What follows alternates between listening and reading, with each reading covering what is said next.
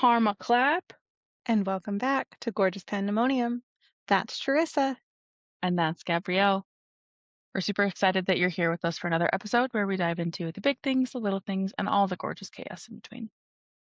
So grab your favorite drink, get comfy, and let's get into it. This Boom, is boom. episode 35? 35. 35. Magic. Okay, so before we hop in, should we word of the wow it? Wow. Yes, I'll allow it. Okay, did you come across any words that you really liked that you wanted to use this week? Or are we going from our big words? I did not. That would have been. Should have thought about that, but I did not. So let's just see what we got. That's okay. 4, 5, 6, 7, 8, 9. We have 10 left of the cards. Ooh. What number would you like? 9. So we have Top 10 or left, right? bottom? Top. Whatever that means to you.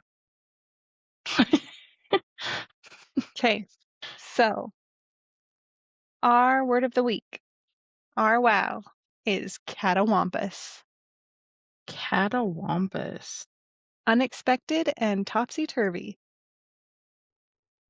Like askew, awry, or just plain wrong. Okay.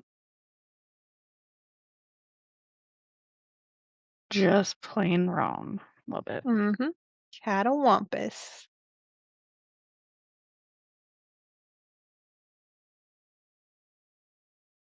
All right. Cool. Sweet. Anything, we don't have any announcements, do we? Or anything we need to cover before we hop in? I don't think so. I think we're good to just go wild. Go wild. All right.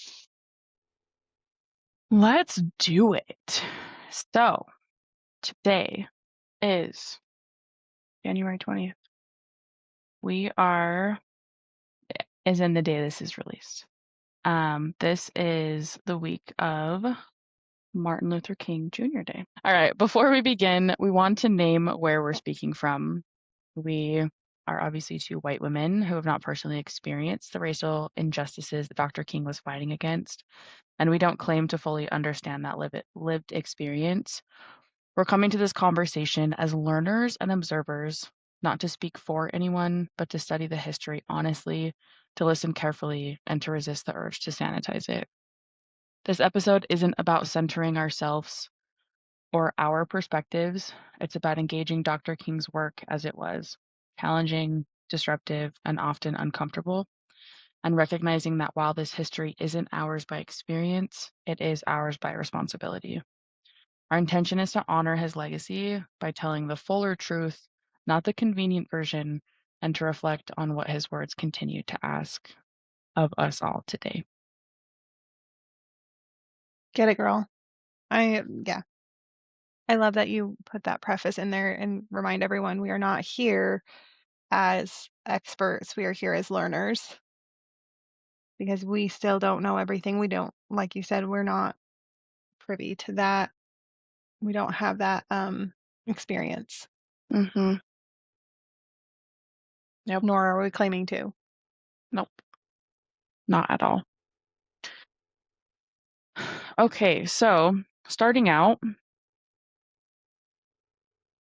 the MLK that is taught, right? What's talked about in school, what's celebrated with this day.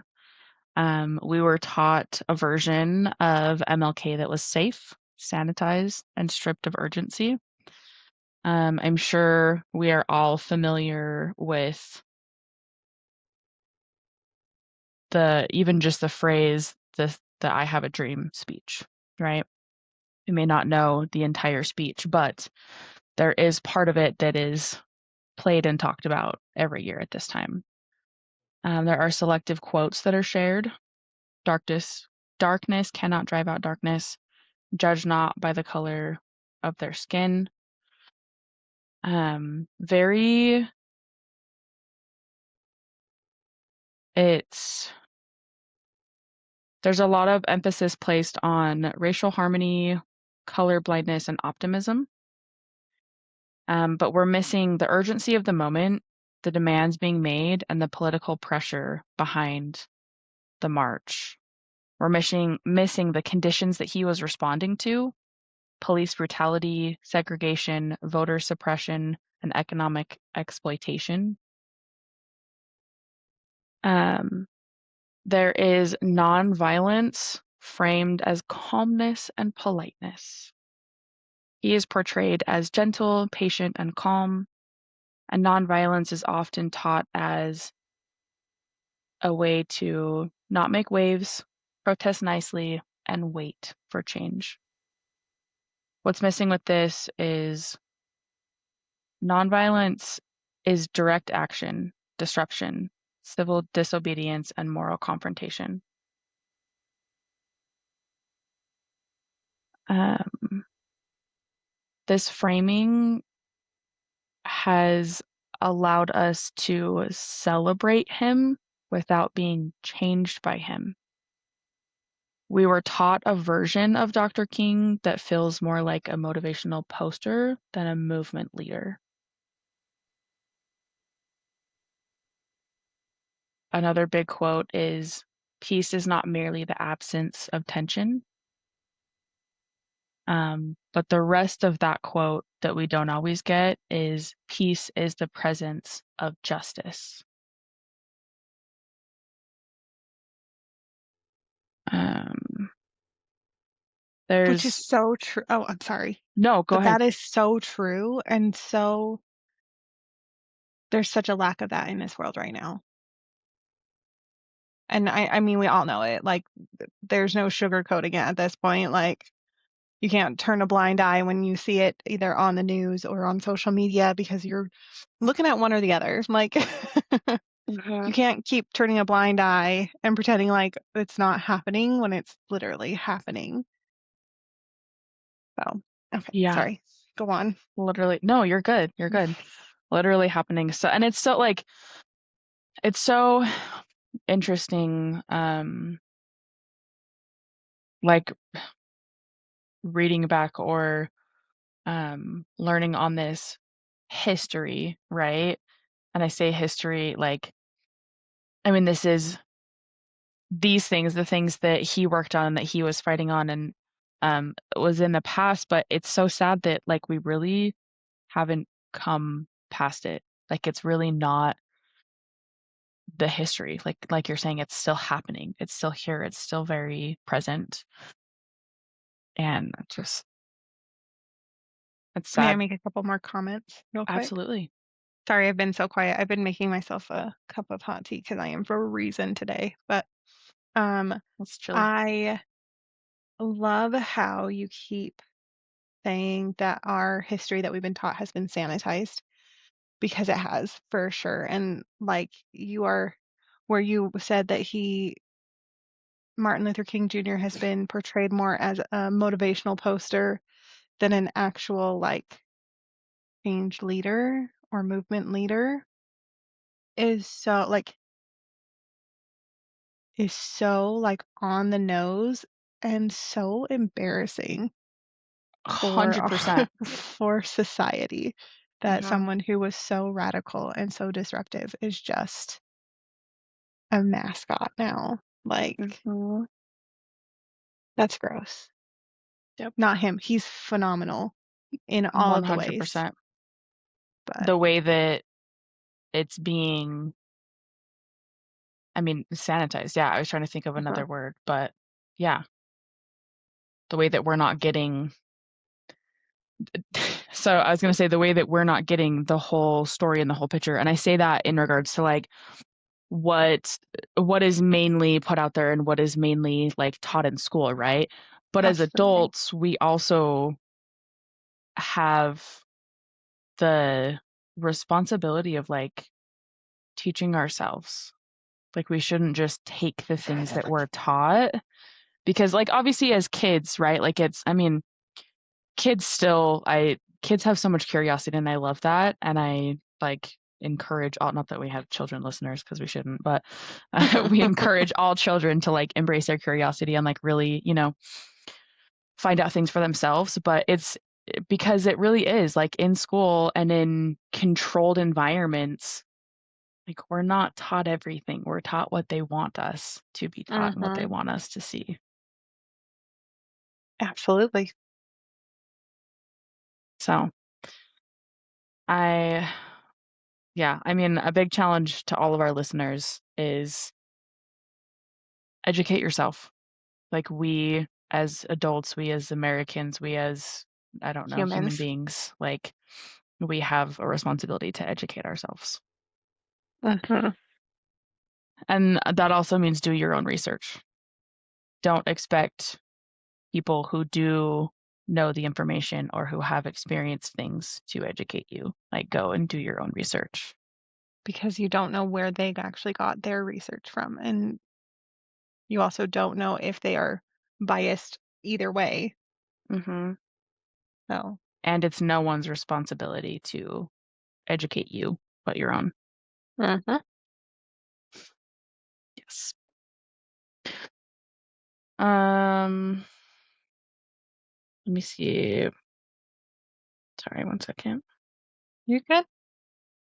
I didn't mean to. Uh, Stop apologizing. no, I know it's one of those. It's one of those days. Sorry, not sorry. Stop it. Well, I'm the worst.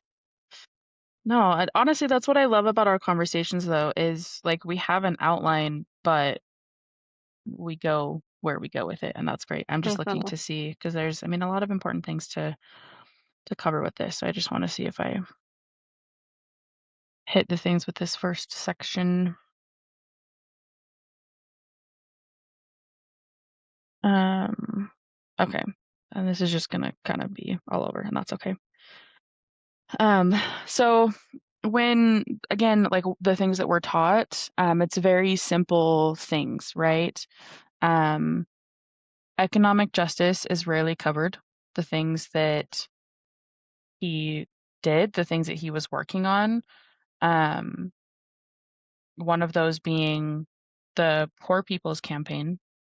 I don't know about you, but I personally had not really heard about that until I started looking into things on my own. And I want to, I am going to spend more time like reading things fully. I didn't get the chance to before this read all the speeches and all the things fully, but I did look through them. And again, like I really challenge everyone to look into these. The Poor People's Campaign specifically is what he was working on right before he was assassinated. Trigger And warning. yeah, I saw that's why I paused. I was like, I don't know. Trigger warning, thank Spoiler you. alert, he dies. We should Like, all know that. Um, he also opposed the Vietnam War. And we'll kind of get into these a little bit more. And he wrote a letter from Birmingham jail, where he was put in jail because of his peaceful protest movement. And in mhm. this letter, um, critiques the white moderate, which we will also get into. These are all really important things for us to know. And again, they're not taught, they are taken out from anything that is generally taught about on this day.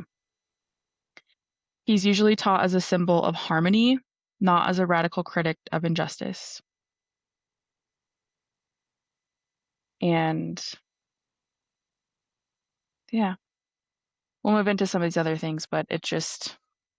So, also, those of you, I guess I challenge those of you that are um, parents and have kids in school, like talk to your kids about these things, right? Talk to your kids about what is being taught in school, right? What are they learning?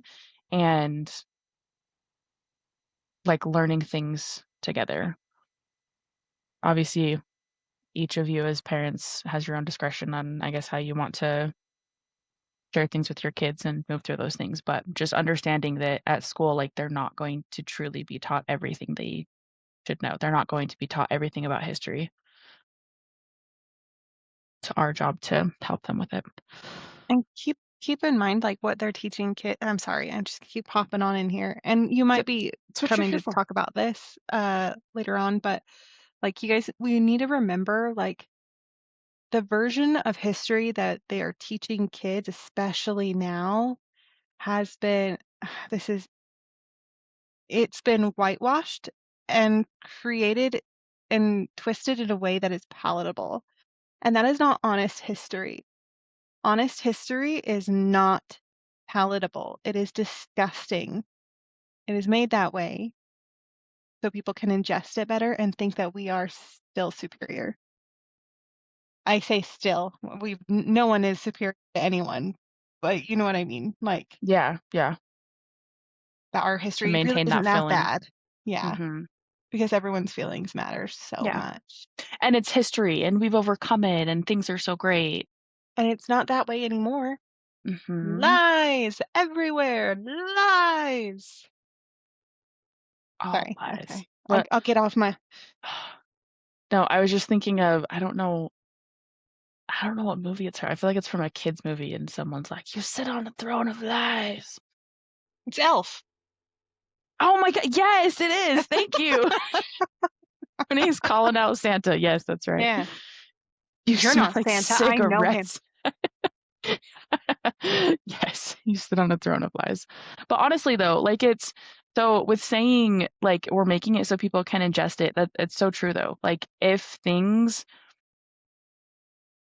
it feels too comfortable, if it feels I mean, I guess I can't say for every single thing, but like with saying, like if it feels too comfortable, if it fits too perfectly, if it's, this fairy tale happy ending, that's probably like you're probably missing some things. You're not getting the whole Seriously. story. So stop like just taking things. And I say that as someone who I'm actively working on questioning things more Mhm. because I have just accepted things and just, oh, this is what it is. And, you know, things are so beautiful and whatever, whatever. And I just Mhm. take like, there's no reason that people wouldn't give me all the information or whatever, whatever, right? Right. Especially as a child, because children, like, again, unless you're experiencing these things, children just trust. And I mean, we should be able Well, to trust, but what you're saying about children, they are sponges. They absorb everything, right? It's like mhm, if you speak to your children in some type of an accent for the first so many years of their lives, and then all of a sudden you speak your normal accent, like they would have never known because that's mhm, all they know. That's why when mhm. people are like so sheltered, like it's literally called being like living under a rock because that is all you know. Yeah, So just educate everyone. Everyone get 100%. educated. Do it. Okay, sorry. We literally have The like internet. endless information at the tip of our fingers, Mhm. at our But just fingertips. So that's remember, just actually because wrong. you Google it and it's the top search doesn't mean it's real. 100%. And also, like we talked about in the last episode, or maybe the one before, I don't remember. ChatGPT also is not giving you 100% correct information too. Like, I will say it Okay. is ChatGPT, obviously we talk about like we use it a good amount. It is very nice to ask questions there and not have to like go through all of these websites and read all of these things like yourself, right? But I mean, again, like you're just taking the first thing that you're getting out there, right? So do your own research. There's the Love it. internet, there's books, there's Mm-hmm. honestly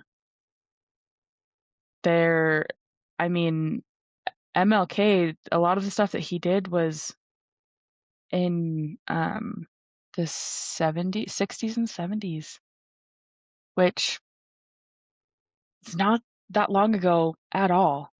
Mm-hmm. There are still people alive that have lived through that, and not that we need to go out and interview everyone, but what I'm saying is you have multiple resources available to be able to Mm-hmm. educate yourself and understand these things. And Absolutely. also saying that to us too. We're going to dive in.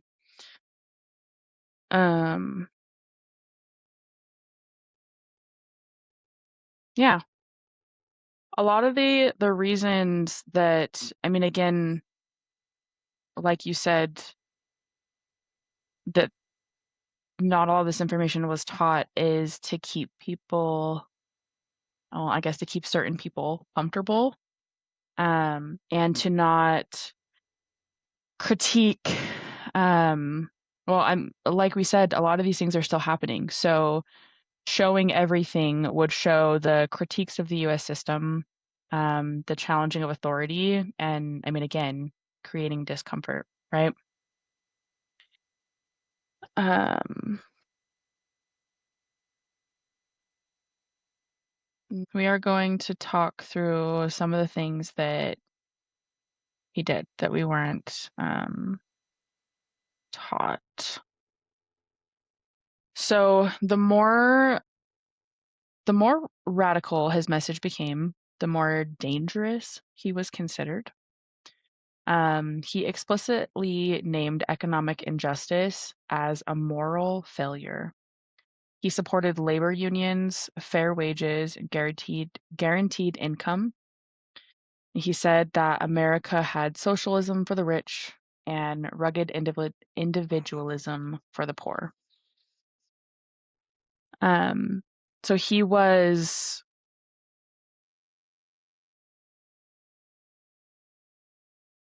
so he had a speech on the Vietnam War opposition, and this was in 1967.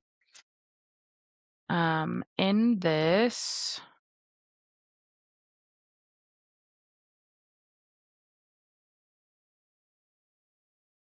sorry, have I had written Can I down speak to different something real notes? quick? Yes, please. So, just to reemphasize what you were saying, the the Martin Luther King Jr. that we grew up with, grew up with, Hmm. was a man of love and light.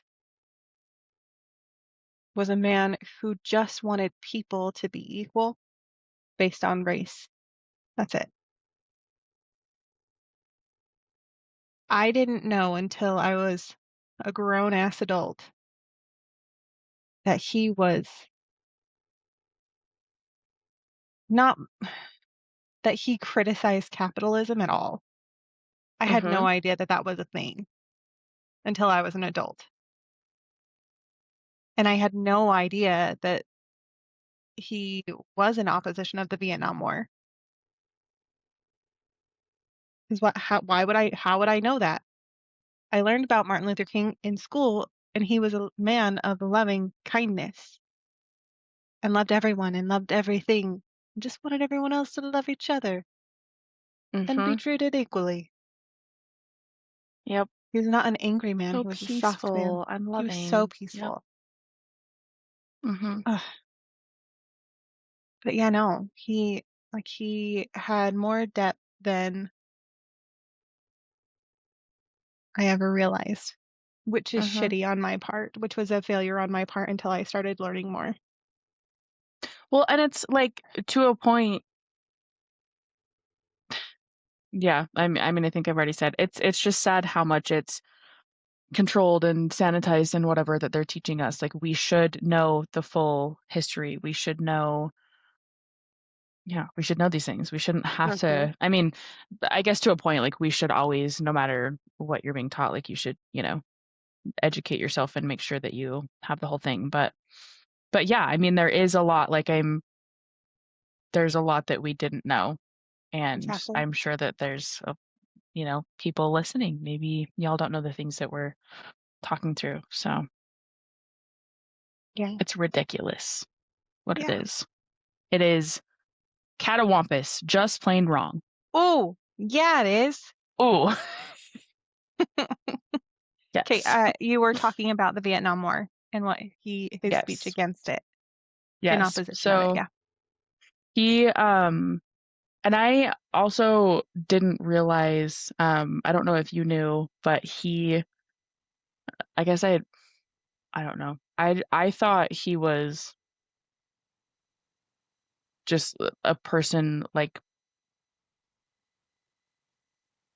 I don't know. I was gonna say like politically, like he was involved somewhat politically. But I also didn't really know much about politics, and I'm learning as I'm getting older. But anyway, the reason I'm saying that is because I didn't know the reason that he was like coming out and speaking out so much, is he was a minister, and oh man, I'm so unorganized with my notes. I have so many notes. Um,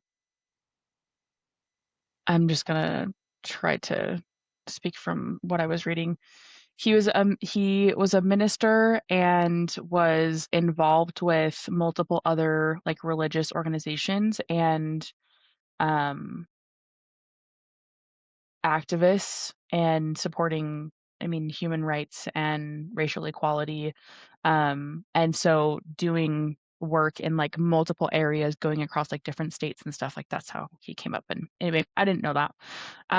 But as a minister, he felt a moral and spiritual obligation to speak up against certain things like the Vietnam War. He saw the war destroying the same communities that he was trying to help. He emphasized that poor Americans, especially Black men, were disproportionately sent to fight and die, and resources that were needed for anti-poverty programs were being diverted to war spending. So the war was ultimately an enemy of the poor. Um, he rejects the idea that the US was a neutral or benevolent force in Vietnam. He describes the history of the US involvement in supporting colonial powers, criticizing the destruction of Vietnamese villages and civilian deaths, and emphasizes that Vietnamese people were not the enemy. And most controversially, he stated the United States is the greatest purveyor of violence in the world today. With this, the things that he was saying, I guess I also don't know if you know this. I mean, there's a couple other things that like he called out in there, but ultimately, like coming out and speaking out about these things,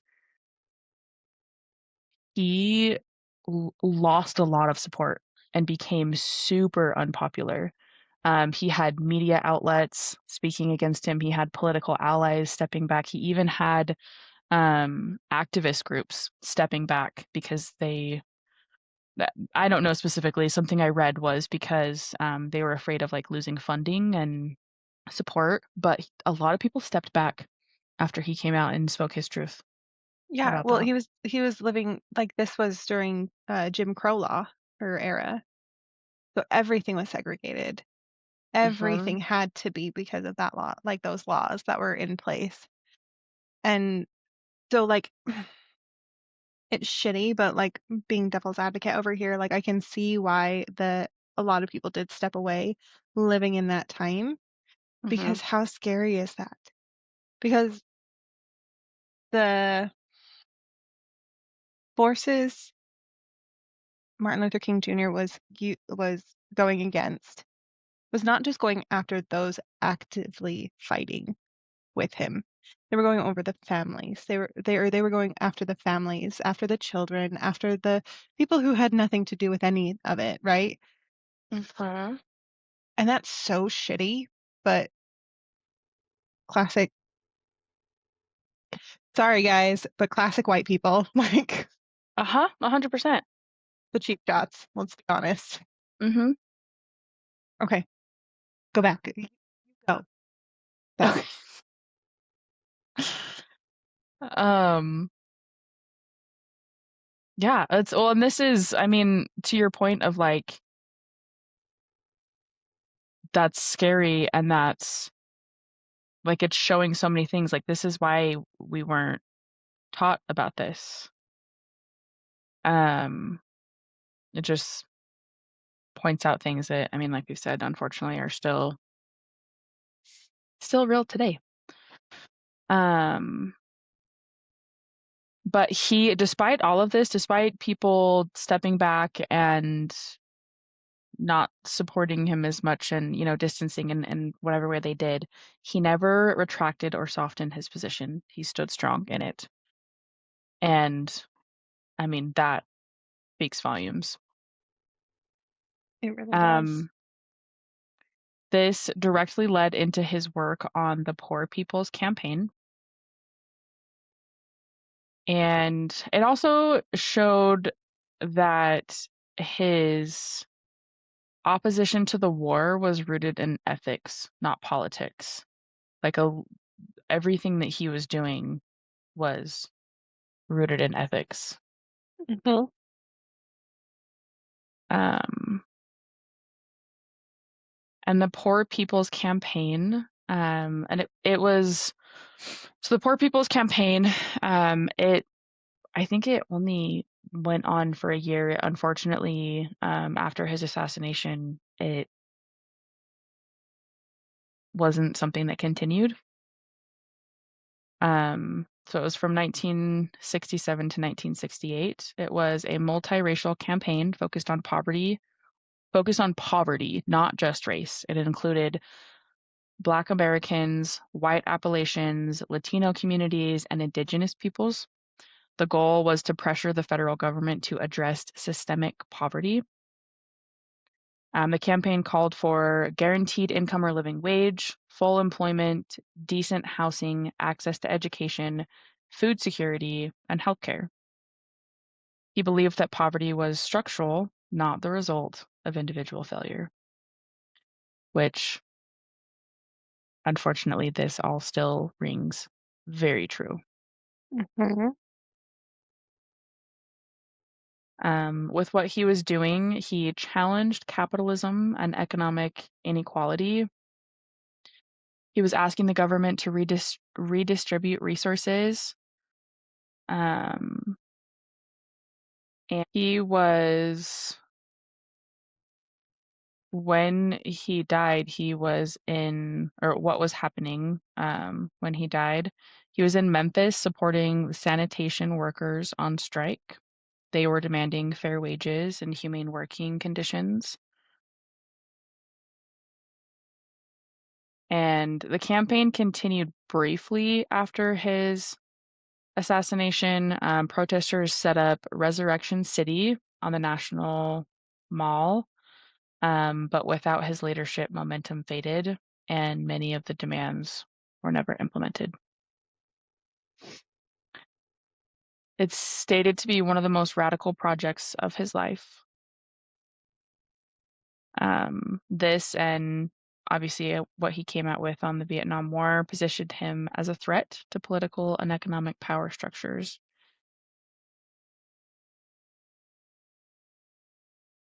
And because he was seen as a threat, imagine how many threats he got and still stayed true to what he was doing Mm-hmm. and under constant surveillance because he was deemed such a threat. And all of the backlash that he got, probably from his loved ones and people he was fighting for, Mm-hmm. like, ugh. Yep. Yeah. I don't remember where I read it, but I did read that he unfortunately got a lot of threats. I actually in the letter from Birmingham, he states, because the letter is a response, and I didn't read exactly like um what it was that he was responding to, but he states in there like I am taking my time to respond to this one, but if I took my time to respond to every message and threat and things that I got, I wouldn't have time to do anything else.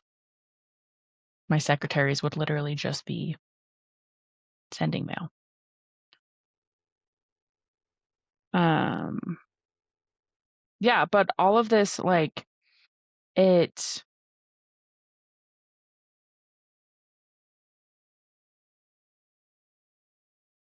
Can we back up for a second? Mhm. Can you say again what movement he was working with when he was assassinated? The Poor People's Campaign. But what was the actual like thing that he was doing? Oh, he was supporting sanitation workers on strike. Is that what you mean? Mm-hmm. I just want those listening to actually like let that sink in. This man, this human being, was supporting sanitation workers because they were not being treated fairly.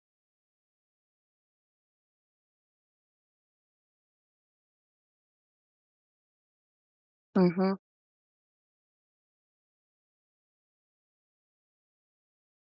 That's insane to me. It is.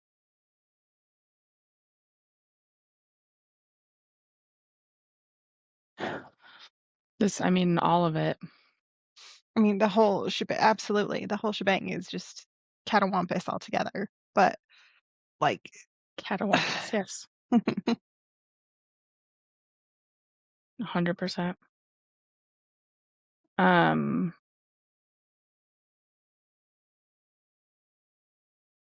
yeah. I think it's very important to like, and you might be about to say this, so if I step on your toes, you're welcome. So when he was assassinated, we need to remember it was not because everybody loved him. That is not it was not because he got too popular for people. He was assassinated because he challenged power.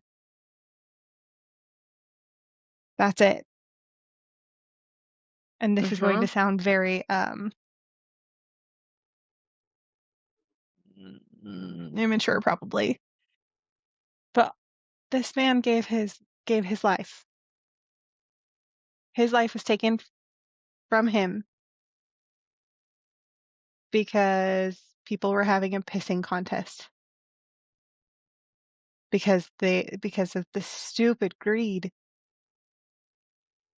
Are you fucking kidding me? Mm-hmm.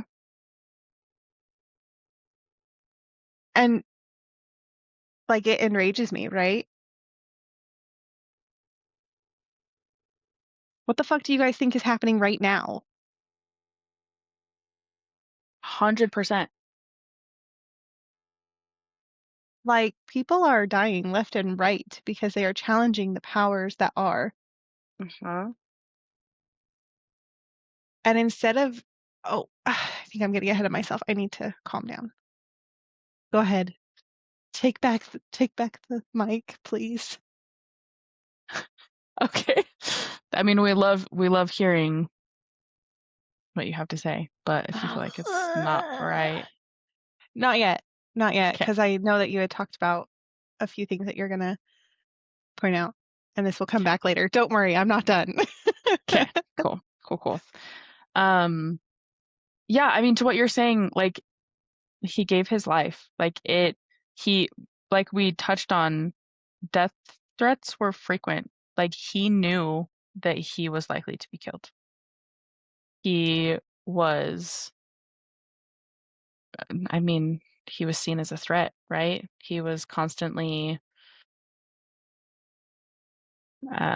surveyed and not surveyed, had constant surveillance and things.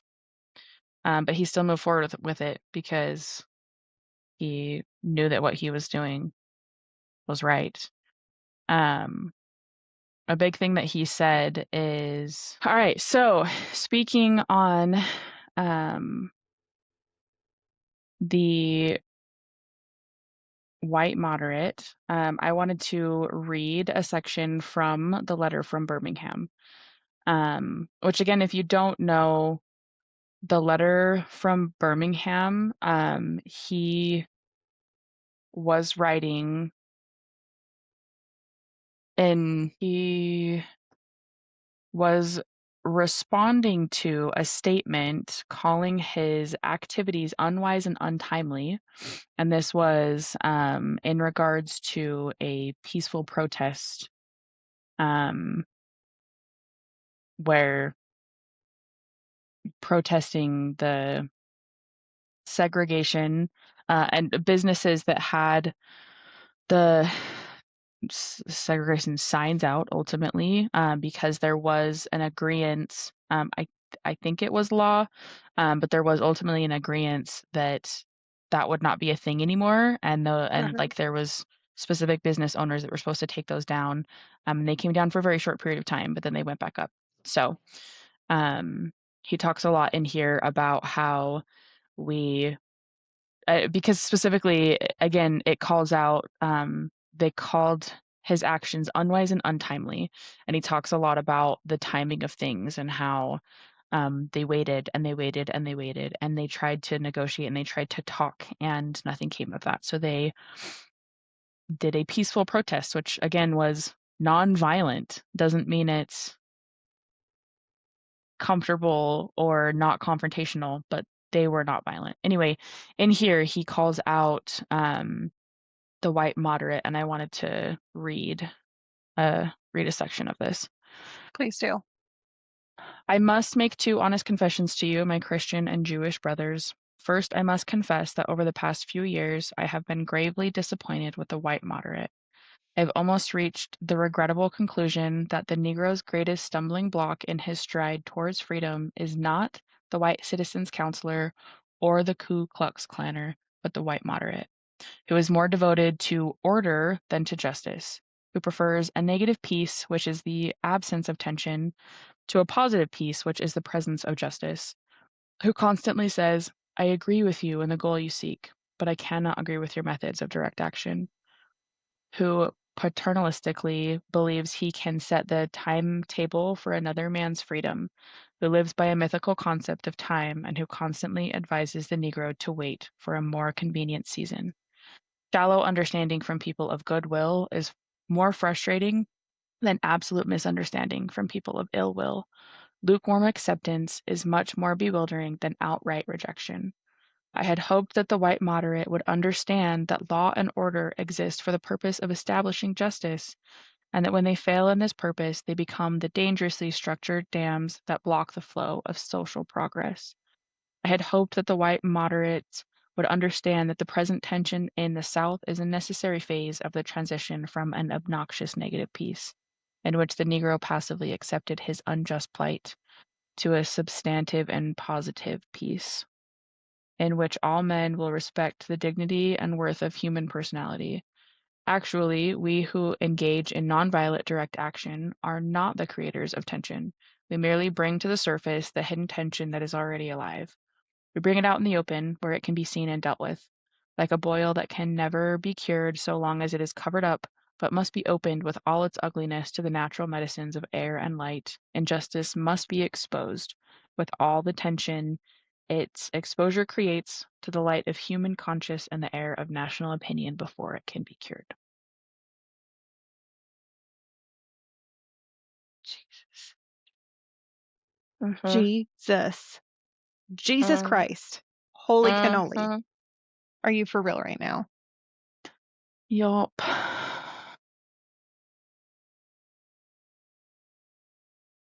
Yeah. I know we had, yeah, I mean, we've talked about this before with Glennon Doyle calling this out Mhm. and just speaking about how, I mean, I think realistically, a lot of us are white moderates, and it really is so dangerous, and we need to not be. And this just really calls that out. Yeah. Um, hold on one second. So I actually want to speak to that because you know me and um Glennon is like, I swear Untamed is Your like higher a power. she A she Bible. is for she yeah. I have no shame with that one. Good, as you should Okay. not.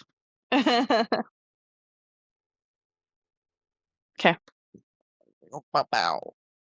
Okay, so yes, Glennon, because you know Glennon is my higher power. If you're ever listening to this, not in a weird way, Oh, I can tell what you're saying, but you cut out. not again. Have an app. There you go. Yeah. Glennon, Doyle, if you ever hear this, I'm not a freak, I promise. Well, Ah, that's up oh for well. debate. We all are, Yeah, though. we It's all okay. are. But like not in like a creepy way, but like a Yeah. you would have so much meaning in my soul. So Mhm. thank you. Yes. Okay, so I'm going to read a passage from Untamed because that is my Bible from the Yes. chapter called Racist because she talks about this. Mhm. So, um, uh, uh, um,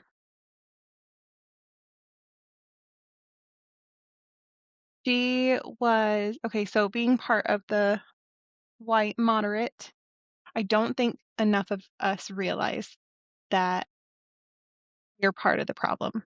Like Mhm. that we are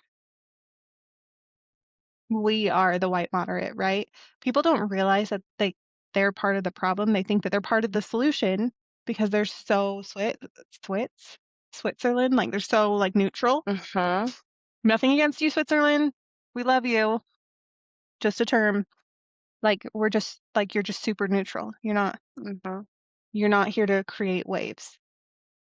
Um so in this chapter she is talking about how she has taken her girls and they were she said um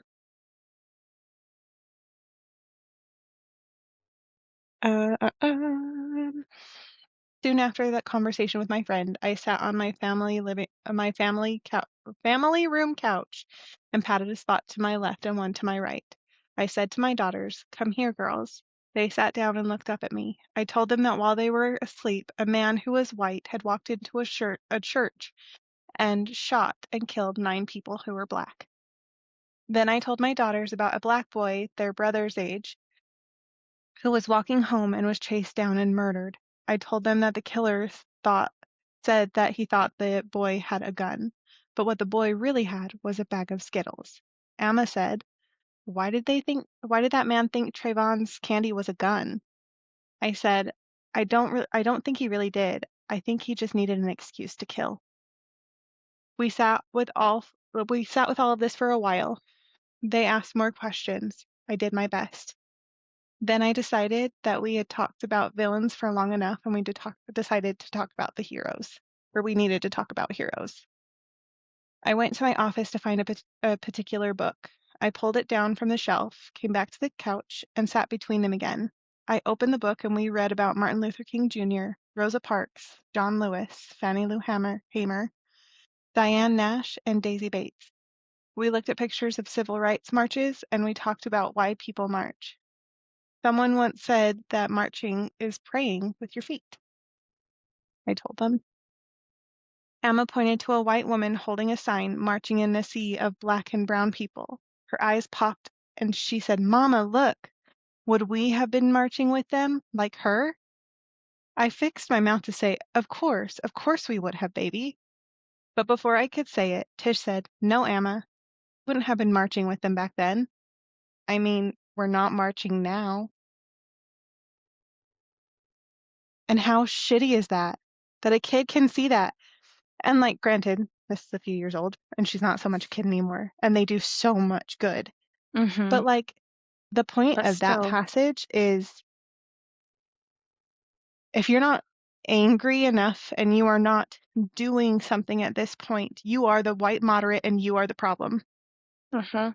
Get angry and let's make a change Yeah. because this is not it. Mm-mm.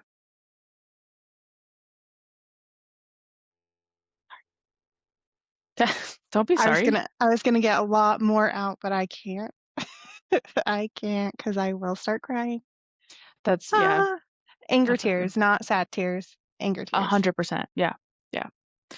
But yes, so this is a challenge to all the white moderates out there. Don't be anymore. Let's do Yeah. stuff. Let's make a change, make a difference. Hmm. Um, yeah. And with that, again, educate yourself, understand all these things, right? Hmm. Because what we originally were talking about, that we're getting the sanitized version, um, and why this matters is, I mean, we need to know all of it. We need to move forward with it because, again, like we've said multiple times, this is not just history. It is unfortunately still very much our present. Um, a lot of the things, the quotes and the words, and even the speech that are used from MLK when celebrating him, um, and I say that Loosely. lightly, I guess, Hmm. loosely, thank you. Um, it's often used as a tool to silence modern resistance. It is used to shame protesters and dismiss anger, to demand politeness from the oppressed. Because again, like you had said, the way that he is presented to us is such a polite, loving man. And not to say that he was not, but he wasn't out there to be polite. He was standing up for injustice. He was Um, angry. he was angry. Yes. Everyone was angry, and they were verbalizing their anger, and that's okay to do. Mm-hmm. When social 100%. injustice like this happens, as it's happening around us now, as it happened then, being angry is really the only like real response, Uh-huh. if you ask me. It's it's authentic, it's real. Mm-hmm. It's not It sugar-coated, gets it's people to not. do stuff. Yeah, it is the motivator. Uh-huh. Mm. Mm, mm, mm. Anger. Mm-mm-mm. There is a time and a Anger. place for anger. Honestly, though, like there's so many, and this is like, this is overall right now, not just to like what we're speaking, but there's, for those of you that are on social media, I guess everyone's on their own side. Videos that I am seeing on TikTok is there are a lot of creators actually that are using their platform, which is great, and speaking up about their anger and saying, like, we all need to get more angry. Like, we need to be angry. Everything that's happening should be just angering everyone. And, but again, it's, we don't have the anger. So I think part of this is anger doesn't equal violence. And that's ways that this has been posed, right? Is nonviolence is passivity. Nonviolence is silence. Nonviolence is Hmm. obedience. And that's Nonviolence is sitting on a nonviolence. lawn, holding hands, Uh-huh. singing Kumbaya. Mm-hmm. Like, I mean, it's great. It's a good time. Love Yeah. those. But But it's not. it's not getting anything done. Mm-hmm. It's okay to be angry at a protest. It is not okay to incite violence. Big difference. Be angry. 100%. Be heard. Keep your fucking hands to yourself. Yep. Yep. And yeah, prepare yourself for, like, if like peaceful protests, um, they are peaceful because they're non-violent. Again, even peaceful doesn't mean not angry. You are there protesting for a reason.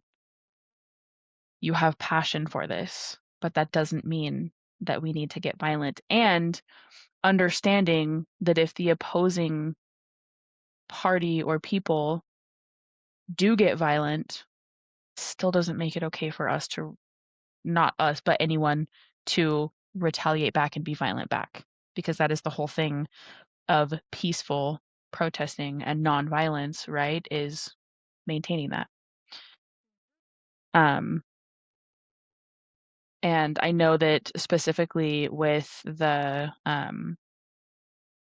nonviolent sit-in that MLK did, those individuals literally trained for this.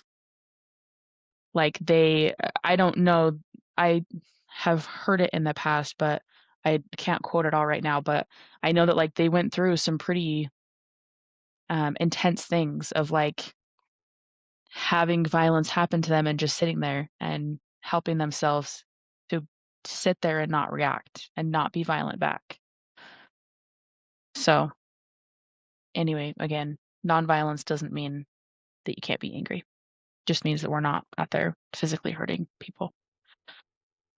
Do you remember back when the Black Lives Matter movement happened?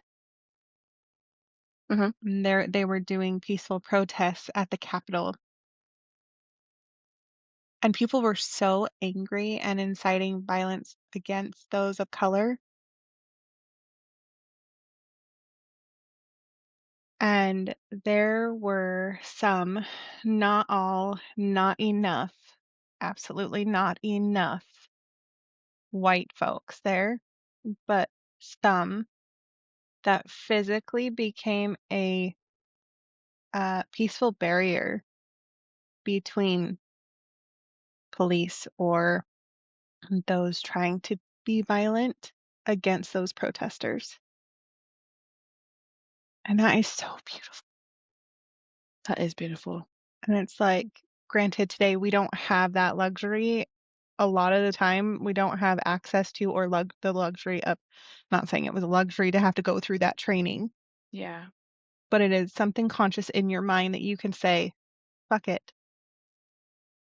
let's do this and Mm-hmm. get in the way of something to protect other people, Yeah. protect humanity. Yep. Bigger than just us. Mm-hmm. Go Yep. on, go on. Um, MLK said nonviolent resistance is not a method for cowards. If nonviolence, and this isn't quoting him, but if nonviolence is only acceptable when it doesn't disrupt anything, then it's not nonviolence. It's compliance. Mm-hmm. Compliance is comfort for those in power. Um, yeah. Absolutely. People love quoting MLK until you apply his words to current injustice. Mm-hmm. Uh, all They're right. good. So this last segment, what radical love actually means.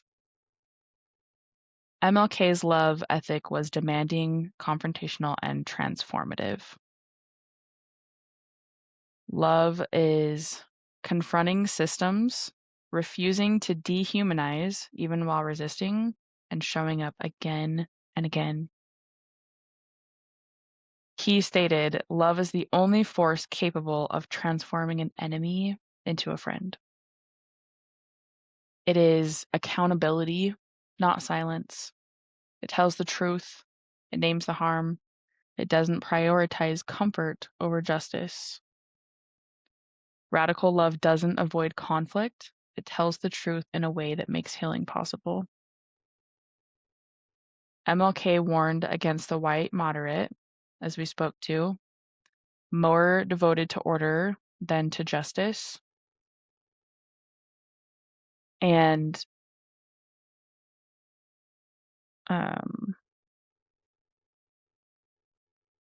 love helps us move outside of that, right? Love is also not being passive and not being quiet. Love helps us to grow, and when you grow, you are often uncomfortable, right? And discomfort is the first sign of change. That's why I always say, like, growth doesn't come from a comfort zone. It really doesn't. You have to get out of 100%. your comfort zone to experience, to live, Uh-huh. to create. Otherwise, you are stagnant. I Yep. love what you said about how love is accountability, not silence. Because the moment that we recognize that whether we believe it or we thought or whatever, that there is some type of injustice that we have become compliant with, the Mhm. sooner, like once we start feeling that discomfort, we can grow from it. We can Mhm. grow and we can change it and we can love it out of ourselves. And that is so powerful. And I also want to say how much I love that you put that or said that like love is more than just like being polite, that it's an action because there are two very different loves. There's love the feeling and then there's love the action. You can show up and show someone you love them, Mhm. or you can just like feel the love vibes, right? Mhm. And it's like I feel love for so many people, but I'm not showing up for them. So I have love for them, but I'm not actively loving them. And that is a very big difference, especially when we are talking about radical injustices and things like current injustice and all of that stuff. It's the same as like, "Oh, I'll pray for you," or sending Mhm. prayers, like thoughts and prayers and all of that bullshit. That's that's Yep. decorative. That can fuck off. Mhm.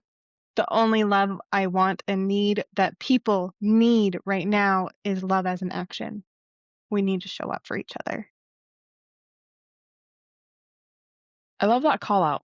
That's important because it absolutely is a feeling and action. Thoughts and Love that. prayers. Thoughts and Thoughts. prayers. We can do more than thoughts and prayers. We can make a change. Yes, we can. Ugh. So,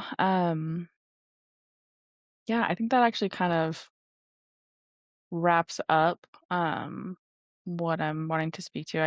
I mean, two closing things, but before I do, is there anything else that you would like to say or add or I just want to reiterate how important it is that, especially in this day and age, like, I don't care how old you are. You could be 99 years old listening to it. Why? I don't know, but that'd be really cool. But like, learn or teaching an old dog new tricks isn't real. You become complacent at that point.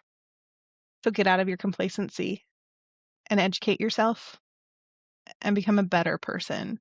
Become a better person, become a more compassionate human, and help make the change. Help be the change. Because it's not going to just take one, it's going to take all of us. So let's do it. Mhm. 100%. Yeah. Yes. Yeah, that's all I got. Worded so beautifully. No, I love it. And that ties into these last things that I wanted to share. Does it really? Um You're welcome. Great yes. minds, ma'am. Great minds. Dr. King didn't ask us to admire him. He wasn't doing all of this to be liked, right? He asked us to continue the work, even when it costs us our comfort. So, like you're saying, step out of your comfort zone. It doesn't matter your age, it doesn't matter where you are or like it, none of that. We can all step out and do more. MLK isn't about reposting a quote once a year with a picture, right? It's about asking who we're willing to make uncomfortable in the pursuit of justice and whether we're brave enough to be included in that. I love it. Yes. That's so true. Oh my God. Yeah. Yes. So, Because I not mean, everyone's going to be comfortable change because yeah.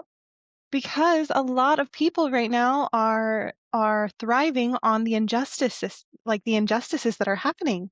Mm-hmm. Even people who don't realize that that's exactly like directly related to it, if they're Yep. thriving in this environment, like that's not like they're not going to be thrilled with the discomfort of the change. Mm-hmm. And that's okay for some people to not be comfortable during this. Because change needs to happen. 1,000,000%.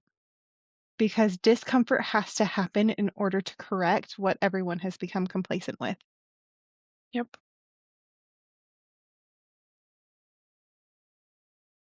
Mm, Absolutely. And keep it, Mm-mm. remember, another thing to remember since you had, sorry, I wrote it down. It was whether we're brave enough to be included in that change. Remember that being brave isn't necessarily being afraid and doing it anyways. Being brave is listening to your knowing. It's listening to yourself between what is right and what is wrong and knowing and going with that, whether or not you're Yes. afraid. Because fear is a secondary emotion. Yes. So I love move that call through out. that secondary emotion and get to the root and use that as motivation. Mm-hmm.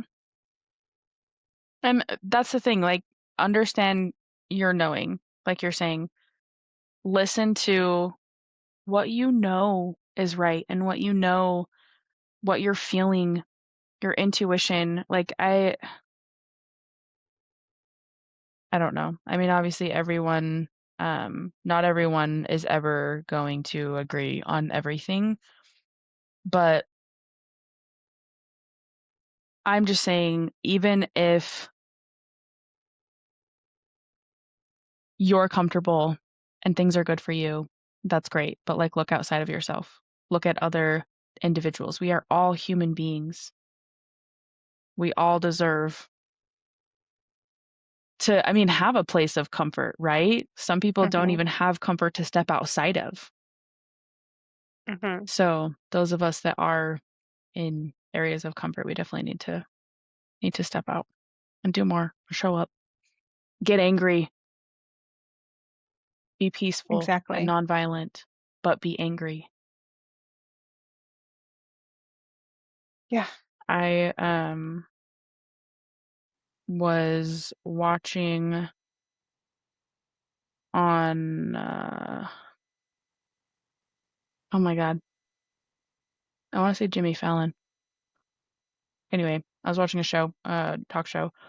Um and I don't even remember the name of the person that he had on there. Um he's I don't know, a profound person. I think her name is Rachel. That's all I know. Anyway, she said something about once you have 3.5% of the population protesting something, and now that I'm saying this, I don't even have it fully, but protesting and like standing up, that it's at that point, but basically unstoppable. Like you're not going to ever get the full population if you have at least that. And she said we are, if not at that, almost at that with like all of the active protests and stuff that we have going on right now. I love that. Yeah, I I'm thought that proud. was I'm cool. proud of that. That's awesome. Mhm. I would like to correct myself. Fear itself is a primary emotion. The secondary is like the anxiety, the guilt, the shame, all of that stuff that goes with it. So as I said, like fear is a secondary emotion. It's not. That's my bad. But like get down to the root cause and figure out what type of fear is it. So That's fair. That's Inside I'm Out, not perfect. fear was one of the base ones. Mhm. My bad. My bad, Kay. Hey, good Here we call out are. though. Good correcting Yeah. yourself. That's what matters. Yeah.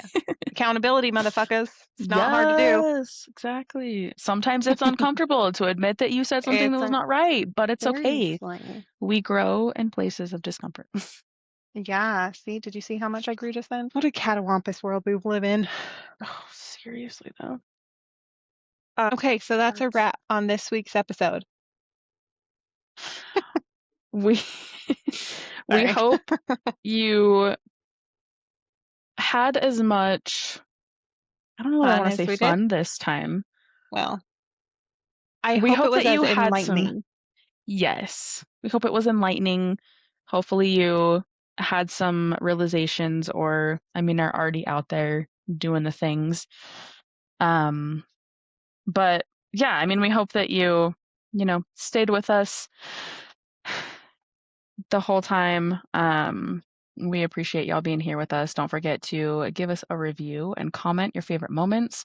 Definitely comment your biggest takeaway from this conversation, um, things that you're going to be doing moving forward, moving through, moving out of our areas of comfort and, or I mean, even something that you learned today. And be sure to share with your friends and family. And again, we're not forcing things, so only send us the ways of people that align. Absolutely. Absolutely. And don't forget to follow us on social media. We are making it a point to post at least like once a week at this point. So keep your eyes out for things from us. All right. Until next time, keep embracing Well, the madness. yeah, and we're gonna see you. Next Tuesday. Bow, bow, bow. Bye. Bye.